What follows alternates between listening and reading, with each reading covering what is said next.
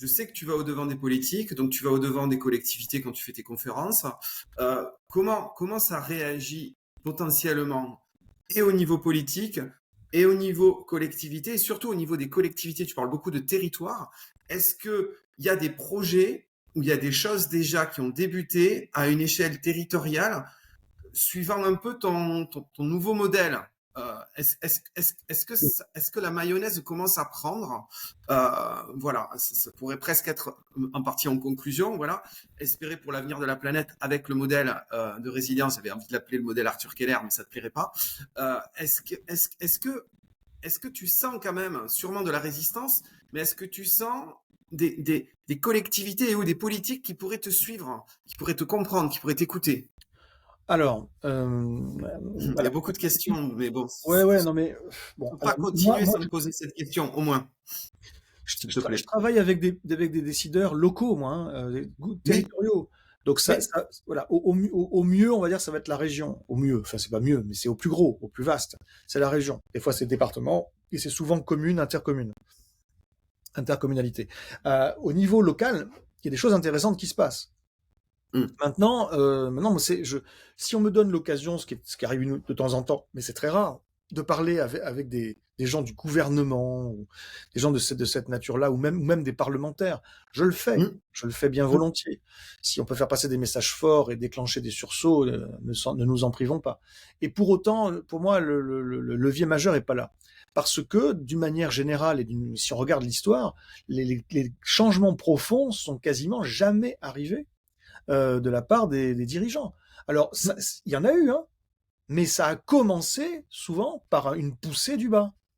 Donc, ce que je veux dire par là, c'est qu'il y a deux types de changements à opérer, les changements à notre niveau, et effectivement des grands changements politiques au niveau supérieur. Pour les changements à notre niveau, bon, bah, c'est à nous de jouer, il faut s'organiser, et il faut se sortir voilà, il faut se retrousser les manches. Et au niveau politique, ces grands changements-là, ils dépendent de qui? Eh ben, de nous aussi. C'est-à-dire Oui, que oui, c'est à eux oui. d'agir, mais ils le feront pas si on pousse pas. Donc il Mm. faut s'organiser d'abord. Pour ça aussi. Voilà, donc faut toujours rêver ensuite, hein, et espérer que y ait quelqu'un qui prenne les bonnes décisions là-haut, mais on se donne pas beaucoup de chance si ça vient pas de nous quand même. Donc il y a des choses intéressantes qui se mettent en place, et d'ailleurs qui m'ont pas attendu. Il y a quand Oui. même des territoires qui font des choses très très bien, et qui vont globalement dans le bon sens, même si je ne peux pas te sortir du chapeau un exemple parfait d'un territoire qui serait résilient. Non, il y en a pas Dommage. aujourd'hui. Mm. Pas au sens où Un moi exemple j'entends. imparfait alors? Est-ce que tu as des exemples imparfaits à nous Ouais, donner? mais j'en donne dans mes ateliers, ou dans mes formations. Effectivement, là, je vais pas forcément te faire tout un listing. Qu'est-ce que je peux te Non? dire? Oui. Des Il exemples, faut, bref. s'il te plaît. Bon, bref, j'ai donné une conférence et un atelier de résilience territoriale auprès d'un collectif citoyen à Namur, il y a maintenant, je pense que c'était il y a 2 ans environ, En à Belgique? Namur en Mm. Belgique. Pourquoi je parle de ça? C'est parce que vous allez trouver, si vous faites la recherche, si ça vous intéresse, faites Arthur Keller, Namur, et je pense Mm. que vous trouverez facilement 2 vidéos de moi, machin, et 2 vidéos de moi dans ce contexte-là, et trouvez le moment, sans forcément tout regarder si vous ne voulez pas, trouvez le moment où je parle effectivement d'un certain nombre d'exemples, et je liste. Et bon, je vais beaucoup plus loin dans cette vidéo-là, par exemple, que là, ce que je vais pouvoir faire avec toi. Non, mais il y a des Oui. exemples qui sont vus et revus et re-revus.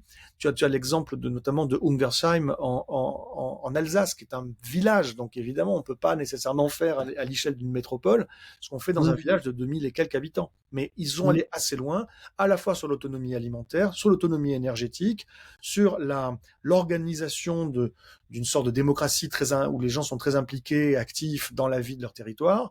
Voilà, il y a tout un tas de choses très intéressantes qui sont menées. Voilà, ils vont assez loin. C'est intéressant. Après, moi, ce que je vois, c'est que si tu regardes du côté des villes en transition, il y a plein de choses très intéressantes. Si tu regardes le projet, alors je n'en fais pas la pub, n'ayant pas vécu là-bas, je n'ai qu'un regard extérieur, mais en tout cas, de ce que j'en ai entendu, ça m'a l'air, et de ce que j'en ai vu, ça m'a l'air d'être un projet super. Le projet Terra, T-E-R-A, d'un mec qui s'appelle Frédéric Bosquet, que je ne connais pas encore, mais il n'est pas tout seul. Enfin, c'est lui qui a été à l'origine, mais il Mhm. n'est pas tout seul. Mhm. Justement, c'est ça. qui fait l'intérêt du projet aussi, c'est que c'est un projet assez large, qui touche à peu près tous les sujets, qui est vraiment très actif, et qui surtout stimule, anime une dynamique territoriale. C'est en ça qu'il est bien, ce projet. Donc allez jeter un coup d'œil. Voilà des exemples là comme ça très vite fait que je peux Oui, donner. Ce que je peux te dire enfin, c'est que il y a pas encore aujourd'hui en France de prise de conscience et surtout d'intégration dans les outils dont disposent les élus et les agents pour gérer la sécurité des territoires. Il n'y a pas encore de prise en compte du risque de rupture d'approvisionnement en choses essentielles comme des carburants ou de la bouffe ou des intrants pour la produire, qui soit une rupture de continuité majeure et sociétale. Aujourd'hui, les risques sont perçus comme des crises donc qui seraient limitées dans l'espace et dans le temps, et on évalue nos capacités de réponse et nos stratégies de réponse aux crises en fonction des risques identifiés sur le territoire. Ça se fait territoire par territoire. Et donc, c'est débile. C'est-à-dire qu'effectivement, si un territoire est touché, je sais pas, il y a eu une tempête, il y a eu des crues monstrueuses comme on a dans le nord de la France, des choses comme ça, et il y a des communes qui sont coupées du reste du monde, les terres agricoles sont foutues, on peut plus produire la bouffe, etc., machin.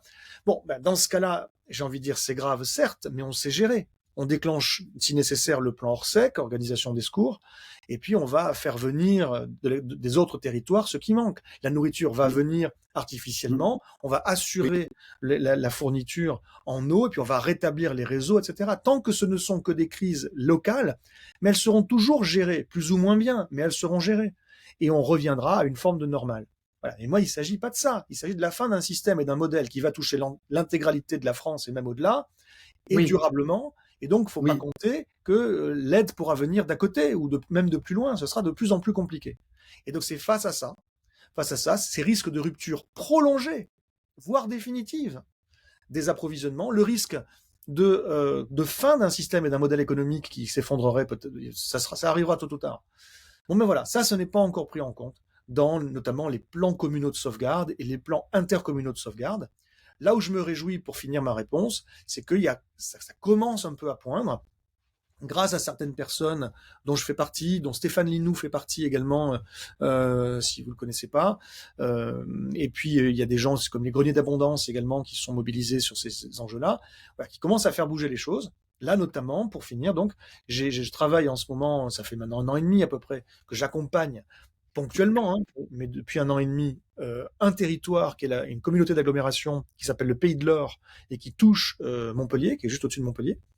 Et eux, D'accord. ça y est, ils ont pour projet très concret dans les prochaines semaines d'intégrer enfin ces risques-là, qui sont des ruptures d'approvisionnement, mais prolongées, ce qui change tout, de certains flux logistiques, quoi, dans leur plan intercommunal de sauvegarde. S'ils le font, j'espère bien qu'ils vont le faire, ce seront les premiers à le faire. Donc c'est pour te dire qu'on est vraiment au balbutiement Oui. de la prise en compte des enjeux dont moi je te parle ici. Euh, ça va lentement. Et la fenêtre de tir se referme, hélas. Voilà.